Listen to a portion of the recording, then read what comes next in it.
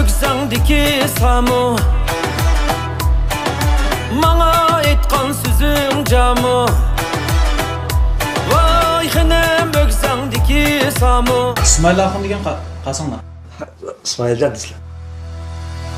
Manga aytkan sözüm camı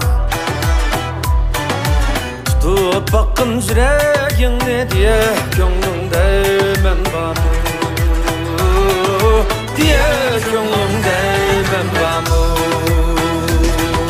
Meni veslin güzar etme Konup kal bu gece ketme Lekin yanzanı köz etme diye gönlümde ben bamı diye gönlümde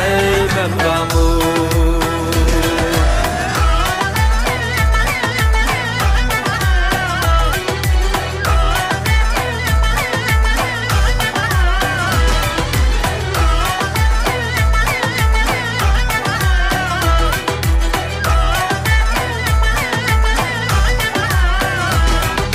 Hacet kıldın yamanlıkni Xenim taşlan adanlıkni Oy hacet kıldın yamanlıkni Xenim taşlan adanlıkni Qılay demsen cıvallıkni diye Gönlümde men bamı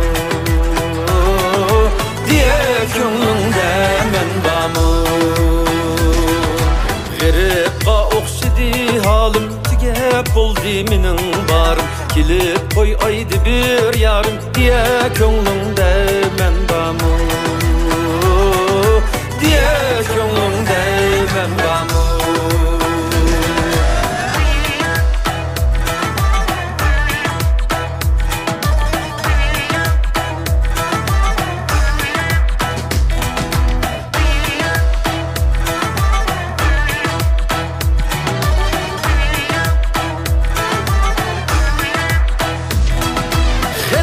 Ayvan sarayınga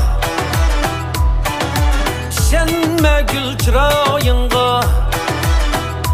Vay xenem ayvan sarayınga Şenme gül çırayınga Bebe ve meymirayınga diye gönlümde men bamı diye gönlümde men bamı Paya akmaydıgan oyna Xenim kengri jahan toyna Allah'ım tuqya xenim toyna diye gönlümde men bamı